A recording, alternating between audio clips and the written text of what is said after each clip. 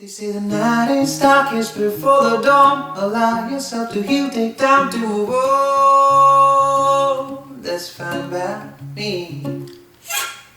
Just observe your thoughts as they come and they go, but choose not to react to the highs or the lows. Just let them be.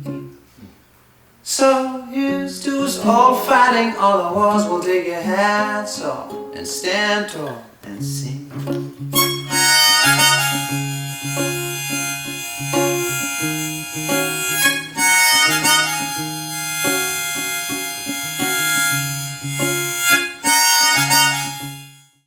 So I'm here today with Dr. Z, who is a visiting professor of anatomy.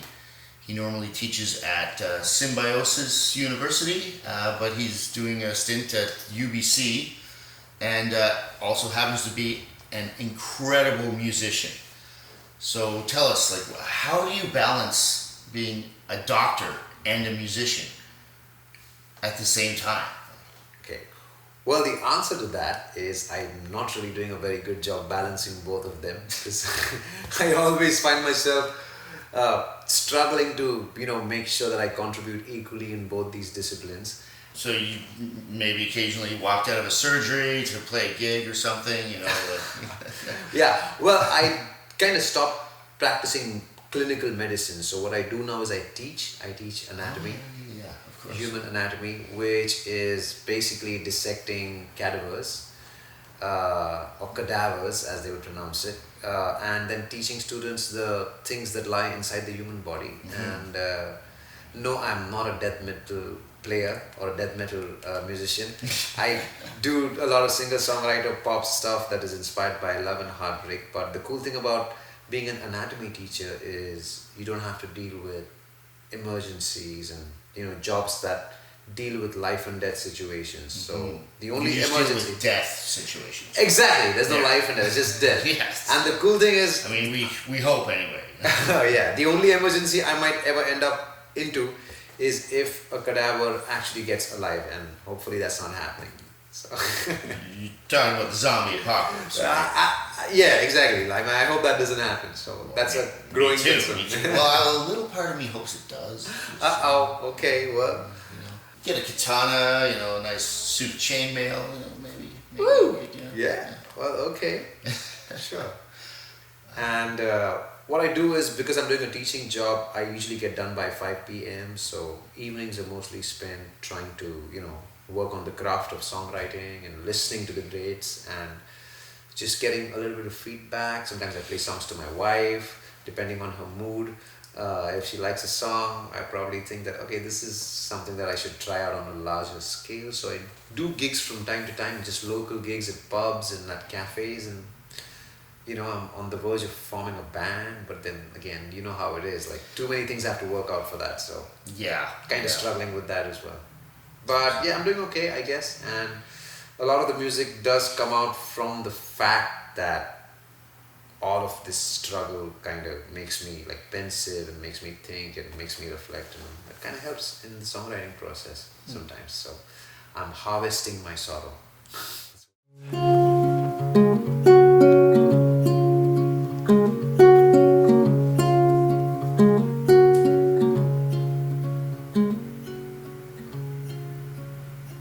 Well, you caught me staring right inside your eyes,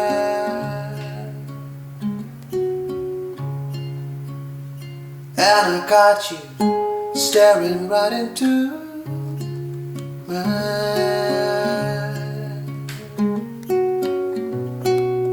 Oh, baby, you hit me like a rainstorm in the desert.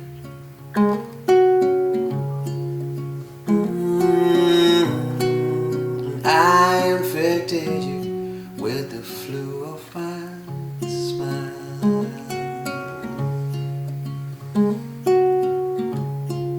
It's like we're both droplets melting off the same iceberg. Just talking about climate change. So come on, let's just condense into the ocean's heart.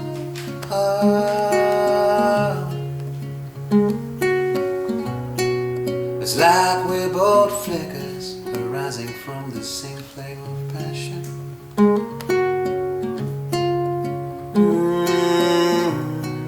We light up for a moment, and could this be that moment, babe? The one that we've been waiting for, but then it just ends. It's a different kind of love. It's a different kind of love. It's a different kind of love. It's a different kind of love. It's a different kind of love. It's a different kind of love, babe. It's a different kind of love. It's a different kind of love. Thank you. Thank you. How long have you been playing music? What has inspired you to do that? Okay, first of all, thank you so much for having me, Rick. It's been an absolute pleasure just playing in this beautiful country, in this beautiful city, and in your beautiful house. The acoustic is incredible. I've been playing music since I was 12 years old. I basically saw a guitar at one of my neighbors' houses, and I really was fascinated by the instrument, and I told my father, what do I have to do to get this, because my father was one of those guys who would give you something only if you delivered something, like if you scored a good, if you scored really well in school, or if you so it was always like the household was really, if you want a gift, you have to earn it. That was the kind of person that my father was. So I said okay, and then I had to basically get a certain amount of grade to qualify for being able to be gifted a guitar, and I did that. And so on my 12th birthday, 10th February, my father gifted me a guitar. Okay. I started messing around with it, then I started learning a little bit from the local guitar teacher. It did not take a lot of time for me to realize that I need better guitar education, and I was not having a lot of guitar players at the time in the city where I was raised. What was the first song you wanted to play? Happy Birthday. Really? Yeah. Oh, was there someone special you wanted to sing that for? No, maybe a young lady? Oh, I wish, but that time it was basically because it was my birthday gift, so I just wanted to learn how to play Happy Birthday to myself. Oh, okay. Yeah. And then YouTube happened. I started when I was in 9th grade. YouTube was a phenomenon. This is in, I think, 2002. And that's when YouTube kind of started really catching up in India, and I'm from India, by the way. I forgot to mention that. And then I started looking up videos, and I saw a lot of cool people teaching some beginner lessons, and I loved it.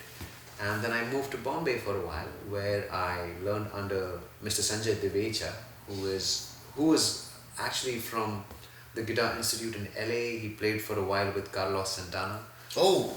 So it was incredible to learn under him for a while, and amazing fellow, very articulate and very serious about the instrument. And unfortunately, because I had to always also work on, being a doctor, there was always that fight between, okay, do I get back to guitar or do I study? So I kind of found myself really in the middle, trying to balance both these things. So I still hesitate calling myself a guitar player. I always call myself a singer-songwriter, and then I say that I use guitar as my instrument of choice to convey what I want to say. But I still think that I've got such a long way to go to learn the guitar. You, my friend, are definitely a guitar player. Thank you so much. From what we've seen today and what you're about to see, yes. Thank you so much. I'm happy. I'm so happy that I feel welcome here. Thank you. This one's called Miss Gravity, and it has a reference of the Newtonian apple and gravity, and it's inspired by Jeffrey Archer's short story. Here we go. 2, 3, 4, 5. 1, 2, 3, 4, 5.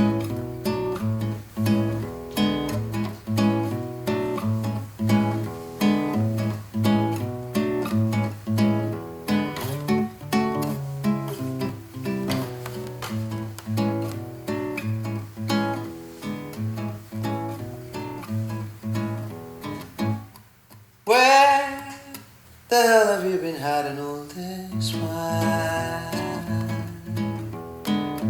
'Cause I've been looking all around for you,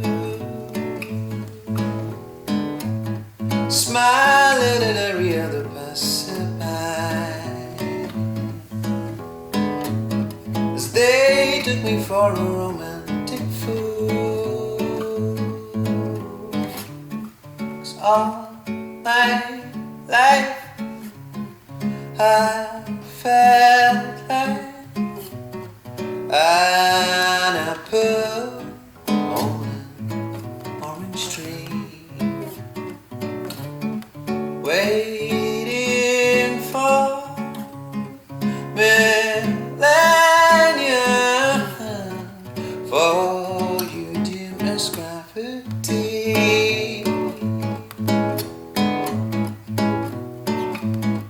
Ba ba ba ba ba ba ba ba.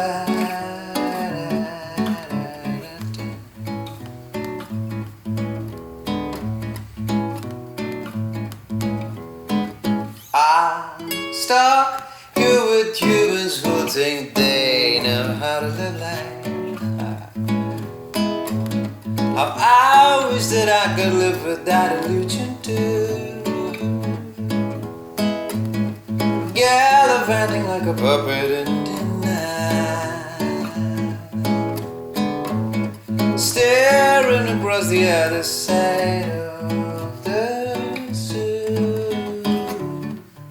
All my life I felt like an apple on an orange tree, waiting for millennia for human's gravity. Da-dee-da-ba, all my life I felt like an apple on an orange tree, waiting for millennia for you to mask gravity.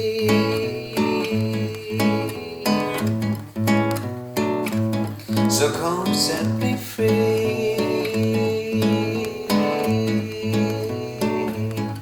baby.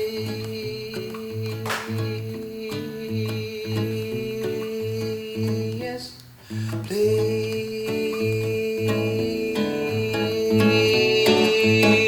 Ba ba ba, ba da da, da da da.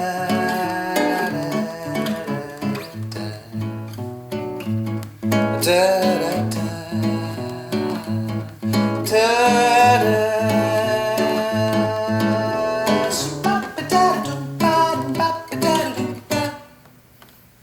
Thank you. Thank you.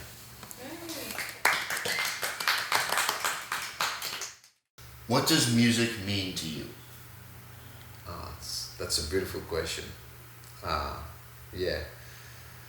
So, well, when I was a kid, growing up in India, in a family full of doctors, it was always about, you have to get good grades so that you can climb up the ladder, the educational ladder, and, get yourself admitted into a medical university.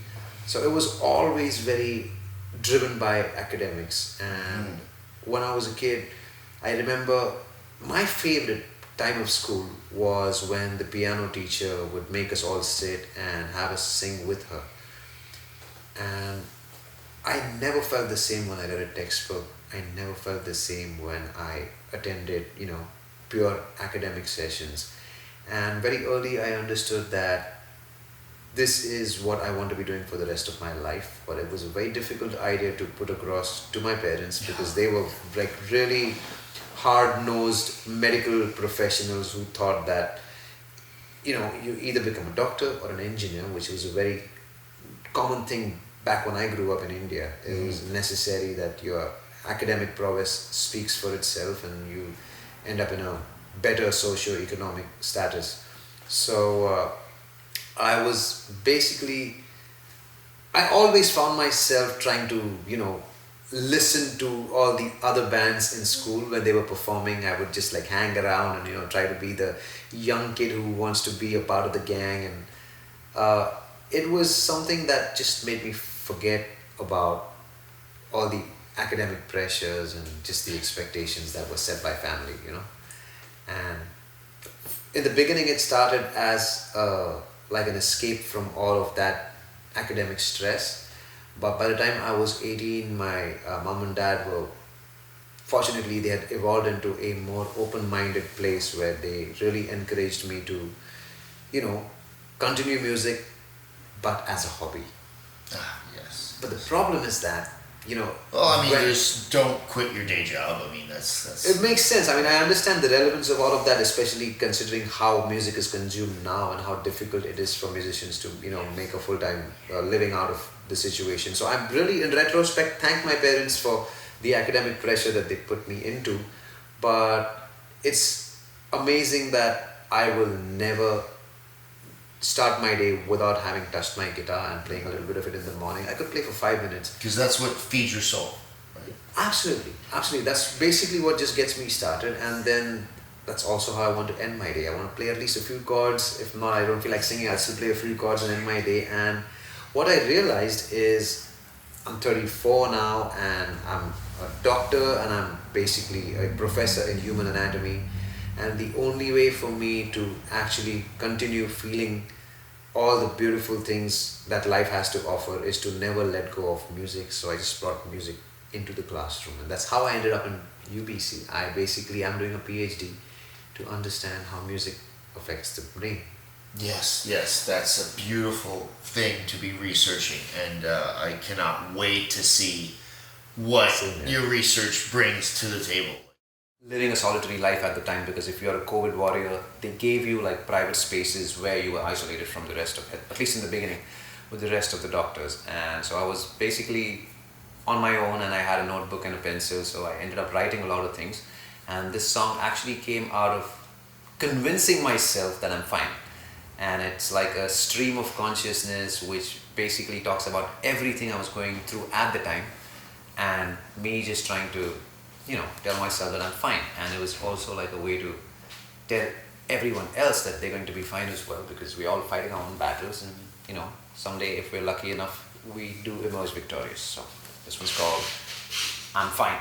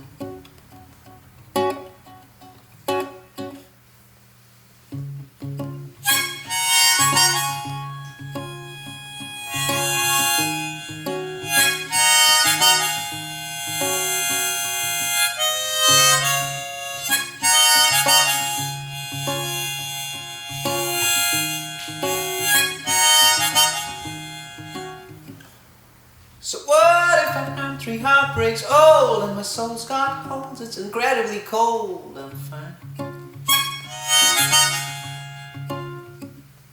So what if my decisions are too bold and I haven't invested in any gold? I'm fine. They say the night is darkest before the dawn. Allow yourself to heal, take time to move on. That's fine by me. Just observe your thoughts as they come and they go, but choose not to react to the highs or the lows. just let them be. So here's to us all fighting all the wars. We'll take your hats off and stand tall and sing.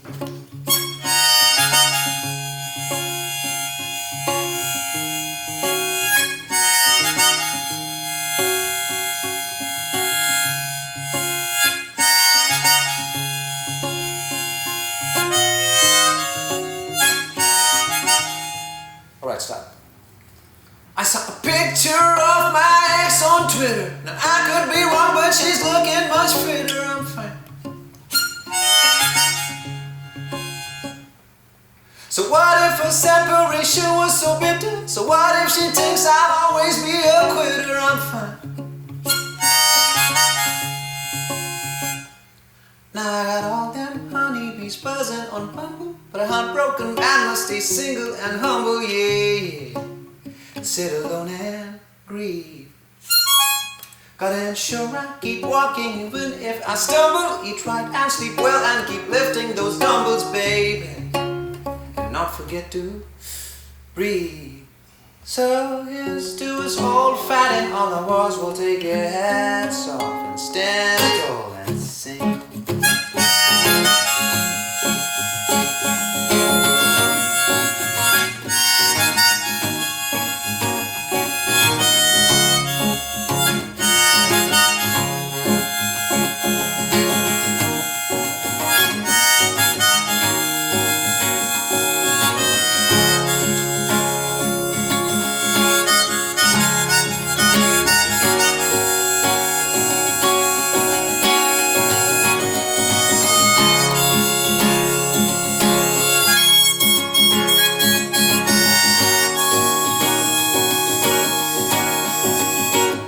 I said I'm fine,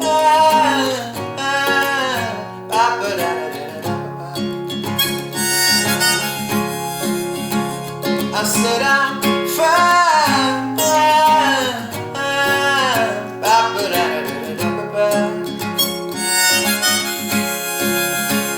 I'm perfectly fine.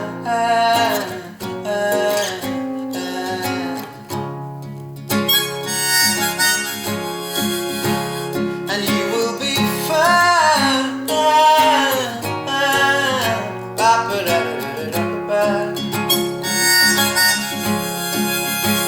And you will be fine.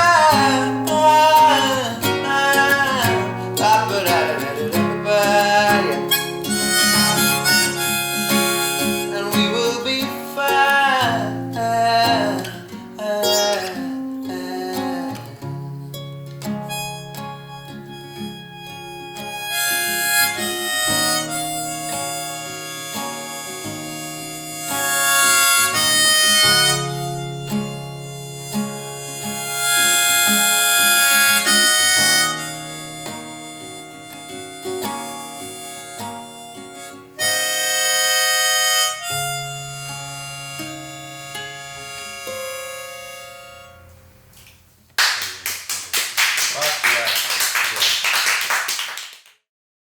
It was an absolute pleasure to have you on the show today, Dr. Z. And I wish you all the best of luck, like in your endeavors and your research. But before we go, where can we find you on social media, and where can we find your music? Good question. So it's been a while since I've released anything new, and I'm not like super proud of my first album. But you know how we are artists tend to be self-critical, and it's still important. Oh yeah, kind of, crippling self-doubt is yeah, at least 40% of your life. Yeah, absolutely. Right. But yes, if anybody wants to check out the music, it was released like 4 years ago. Mm-hmm. It's on Spotify under the artist name Sunit Zadav. That's Sunit Zadav. Yeah. I will be posting a link in the comments below. Thank you for that, because that's a mouthful. And I will be releasing my new album called A Textbook of Bad Decisions. If and only if I get into the PhD program at UBC, sorry. And I'm really hopeful that I will. So once I come back, I don't know, maybe we're going to sit together and work on the album, and like I'd love to have you. Absolutely. You'll be a return guest for sure. Yes, that's the plan. So a textbook of bad decisions will be recorded maybe starting from August 2024, so it should be out in August 2025, because I'm assuming it'll take a year to get done with the whole thing. Well, but yeah, I mean 2025 is when it will release, and I hope that I can actually really contribute to this beautiful art of songwriting by doing something that I feel really proud of, and I really want to learn the language of songwriting, and hopefully a part of my PhD will deal with that. So the plan is to get into the PhD, understand what it means to be a good songwriter and how to convey a story and an emotion through the format of song, and that's when I'll release it, because I'm really, really self-critical and I really want to do this the right way. So I'm going to do it the right way.